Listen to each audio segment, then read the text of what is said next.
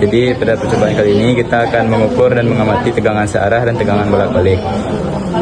Yang pertama, tegangan searah. Yang A, atur output power supply sebesar 4 volt. Di sini pada generator sudah kita atur outputnya sebesar 4 volt. Setelah output power supply kita atur sebesar 4 volt, maka kita harus mengatur wave-nya menjadi tegangan AC.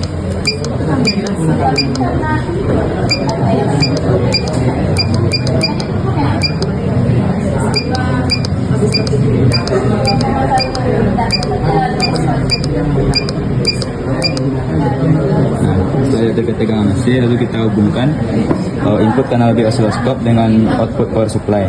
Pada osiloskop dan power supply kita hubungkan antara ground dengan ground dan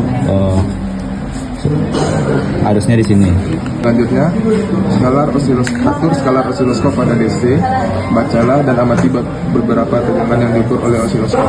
Jadi pada saklar osiloskop kita tahu bahwa nilai-nilai yang dimunculkan pada osiloskop, yaitu kita tahu nilai amplitudonya yaitu 2,4 volt sebagai nilai maksimumnya. Lalu pada tegangan DC kita tahu bahwa frekuensi dan penurutannya tidak ada, karena pada tegangan DC ini gelombangnya konstan.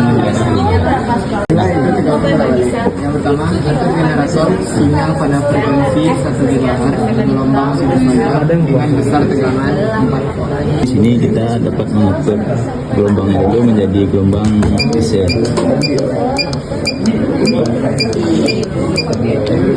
Sing ini merupakan gelombang AC.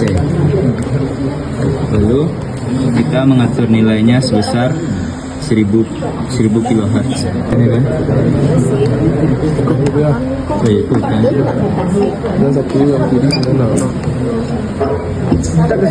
Kemudian ukur dan amati tegangan ini dengan osiloskop.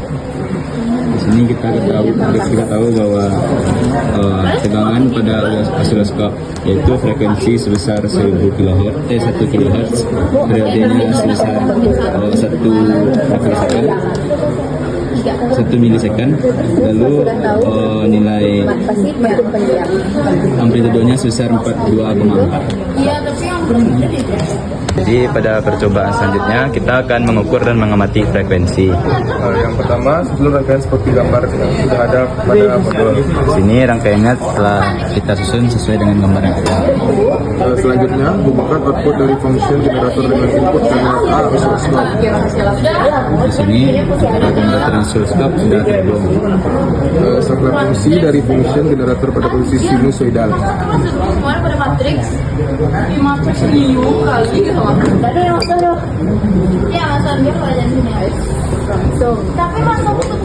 Selanjutnya, amati bentuk gelombang yang muncul pada layar. Kemudian, ukurlah frekuensinya, catat pada penunjukan frekuensi dan fungsi generator.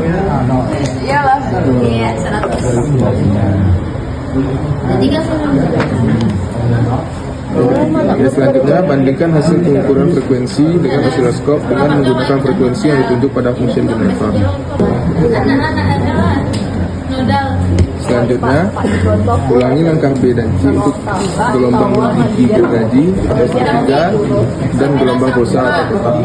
Baik, untuk langkah E ini kita dapat mengganti bentuk gelombangnya.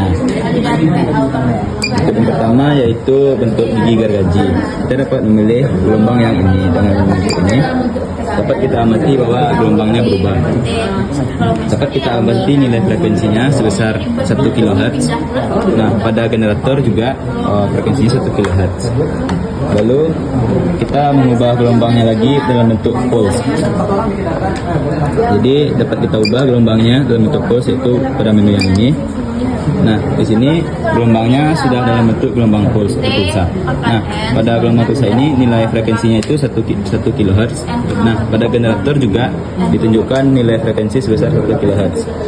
Dari percobaan tadi, kita tahu bahwa bagaimanapun bentuk gelombangnya, nilai frekuensinya tidak berubah dan berbeda hanya pengaplikasiannya pada alat saja. Baiklah, di sini saya akan mencoba untuk melakukan percobaan yang ketiga, yaitu membandingkan frekuensi dengan cara Lisa Gauss. Nah, untuk percobaan terakhir, yang dimana perbandingan frekuensi di sini 3:2, maka kita akan mengatur channel 1 dengan frekuensi 3. Selanjutnya pada channel 2 kita ubah ke 20. Maka kita akan mendapatkan gambarnya seperti itu. Untuk melihat datanya kita bisa melihat dengan Kalau kata bapak, kalau sinyal kayak gini gimana? Kan sama dia tuh. Ini itu ada grafiknya blok. sedang program Ini ke sini itu sama. Kalau ini ke sini beda sama ini. Jadi pada percobaan kali ini kita akan mengukur daya satu fasa. Yang pertama kita buat rangkaian seperti gambar di atas. Kita sambungkan jumper di positif ke positif, negatif ke negatif. Kita karena mengukur tegangan di arus DC, kita satukan di ampere positifnya ke beban 1. Nah, yang negatifnya ke di ujung beban satunya. Maka kita akan mengukur tegangan totalnya. Pertama kita hidupkan multimeter, kita kalibrasi terlebih dahulu. Nah, kalau udah 0, kita akan mengukur tegangan total. Kita letakkan kita ubah ke volt dulu. Di situ ubah ke volt, kita pasangkan di sini untuk mengukur tegangan total. Nah, setelah untuk tegangan total, kita ukur untuk satu lampu. Satu lampu kita letakkan di sini. Caranya gimana? Kita memperhatikan terhadap Terbalik karena hasilnya minus. caranya gini. Kita mencari Nah, itu untuk satu lampu. Dua lampu kita letakkan yang di sini satu, di kepala lampu satu, kita letakkan di kaki lampu 2. Itu untuk mengukur 2 lampu.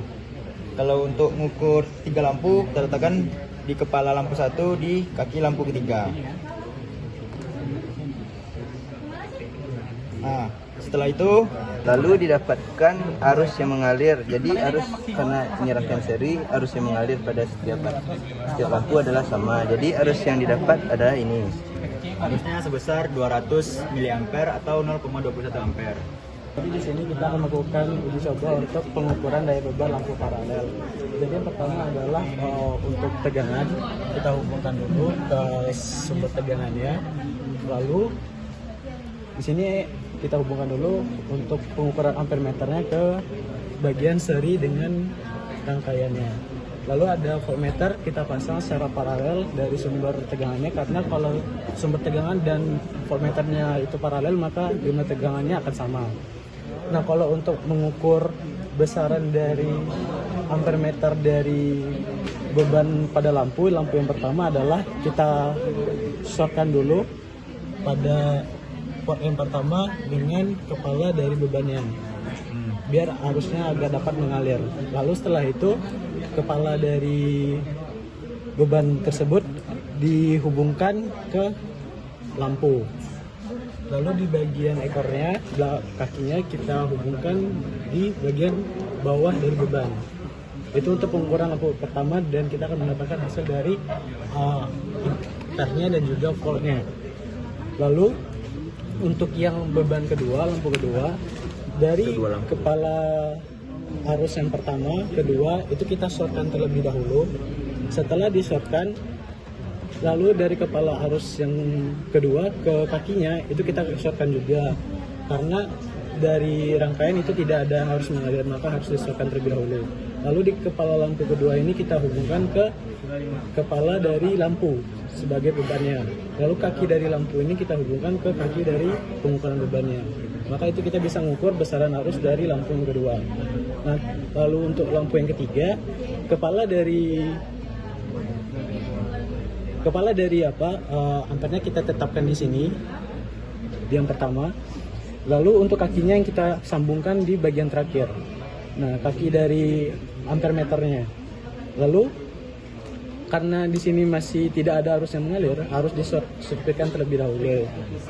Lalu pas selanjutnya adalah kita short juga dari kepala pengukur arusnya dengan kaki pengukur arusnya agar ada arus yang mengalir. Lalu kaki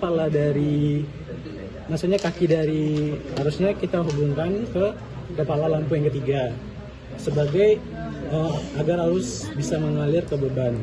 Lalu kaki dari beban yang ketiga kita sambungkan ke kaki dari rangkaian yang ketiga juga.